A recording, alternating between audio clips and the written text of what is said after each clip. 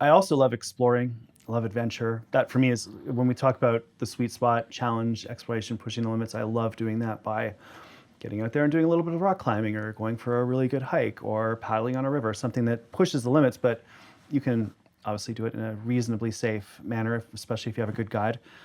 Adventure is amazing. I love it. You've written about it. How important is finding adventure and exploring in our lives? Yeah, I think it ties really tightly into this idea of finding challenge and learning about the world. And I think it's worth distinguishing between the desire to seek out the unknown and risk. So we often think of those things together. It's like, oh, he went on an adventure. He went down class 5 waterfalls or like backpacked to the North Pole solo or whatever. And it's like, that was adventuresome, but it was also risky. Yeah. And so I really value adventure, but I also really value being alive. And so I you know, it's one of the best. Yeah. And so, for instance, I do a lot of whitewater canoeing. I go with friends every summer. And this helps me think about it because we'll come to rapids, and on the group, with the group of friends that I go canoe with, I'm probably the most experienced canoeist and the most experienced whitewater canoeist. I'm also the least likely to say, yeah, let's run this rapid. I'll be like, I'm good. I think I'm going to portage. Yeah. Because I love being out there. I love the unknown. I love challenges. I do love going through rapids that are at the right level for me. But I have zero desire to either drown or to be, to break our canoe in the middle of the wilderness and have. So I am quite risk averse, but I'm open to experience, and I seek out experiences and new things and learning about the world. So I think that's an important distinction. I like that a lot. That's helpful. Yeah, and it relates to, so this idea of adventure to me is then tied to the idea not of fearing for my life, but of experiencing new things. Are we wired to seek out adventure? Are we wired to explore? I think we are. Yeah. There's a couple different ways of answering that. So one is that there's a gene that's related to dopamine receptors in the brain that exists in different versions.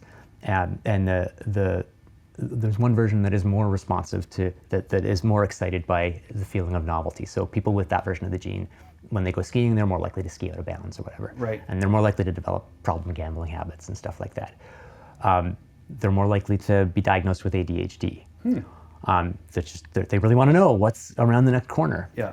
And you can see, if you look at human migration patterns starting about 50,000 years ago when this gene version emerged, that's when humans started spreading across the globe and went all the way down to South America. So there's a link between how we spread the globe and the presence of people who are like, yeah, I got to know what's over the mountain.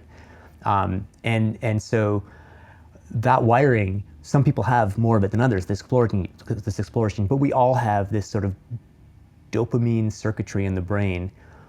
And dopamine, not in the sense of dopamine as a pleasure chemical, but dopamine is a marker of prediction error. So when something is, not when something is good, but when something is better than you expect, you get this hit of dopamine. One way of explaining that is like, let's say you take a drug, which I'm not recommending, but let's say you try a drug for the first time and it gives this amazing feeling. You get a hit of dopamine because it was better than you expected. And that's your brain's bookmark of saying, that was pretty awesome, do that again.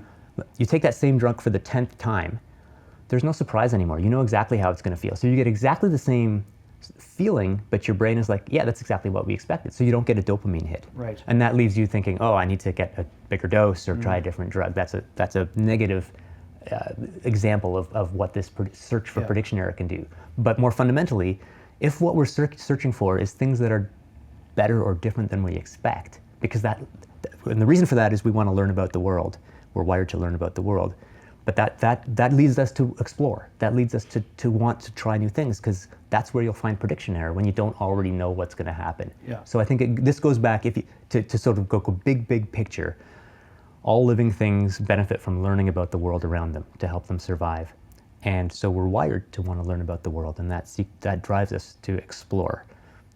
We also want to survive. There's also like opposite tendencies to be safe, and so it's not like we're always just crazy, like, hey, whenever there's a new thing, I'll try the new thing. But one of the drives that powers us or that motivates us is the desire to learn about the world by trying new things. That's so fascinating, and I'd like to come at it from the reverse angle now, just like we started with feed forward and feed back. We have this gene that inspires us or enables us to explore the world, if you will. is the reverse also true? Does exploration, does adventure change us? Does it go back the other way? That's a great question. So my first answer is, yeah, it's great. It's amazing. It teaches us that that's how we discovered the world. That we wouldn't be going to Mars if we didn't, hadn't been wired to explore. But there's a flip side, and so when I was writing about exploring, it's like I look at I was reading all these stories about great explorers. It's like, wow, he discovered this continent. He went there. He was the first to do there. What happened next? Oh, he went there, and then he died. It's like, it's like the people who are most like. Some of the people who discover the most exciting things, they're just totally driven to explore new things, and they were never happy, right? Like they were never satisfied. There was never the sense that, hey, I wanted to do this and I did it, and this feels so good. It's like, hey, I wanted to do this. Now what can I do next? Well, that was good. So let me do something even crazier. Yeah. Okay, I did that. So now let's do it on one ski, backwards. And it's like, oh, now I'm dead. So, Christopher Columbus, he just kept going on new missions, and he totally destroyed his reputation and his health and died. That's a typical story of explorers. So I think balance, it's a cliche, but balance is key. That the drive to explore is great and it leads us to do new things. But if that's all we follow, if we only follow the desire to find new things, then it's very hard to enjoy, the place. You climb the mountain, you need to enjoy the view a little bit and understand that what was satisfying about it was climbing it and not just saying, well, I climbed this mountain, what's that next higher mountain that I can climb? I think that's so important right now. It's like process, not outcome, enjoying the journey, doing the right thing for the right reasons.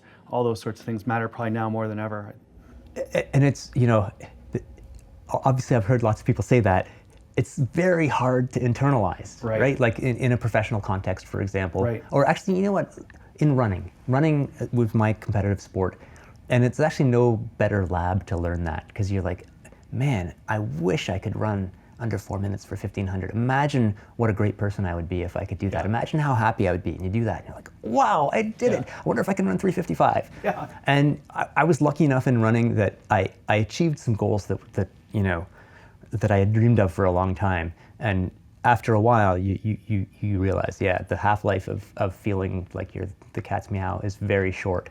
And so you have to, if you're going to re-up and chase the next goal, you better be doing it because you're going to enjoy the process of chasing that goal, not just because it will. If it will only have been worthwhile if you succeed, then man, you better think twice about doing that, because first of all, you may not succeed, then you'll be like, well, it was a waste of time. And second of all, you may succeed, and then you'll be like, hey, this didn't change my life in the way I thought it would.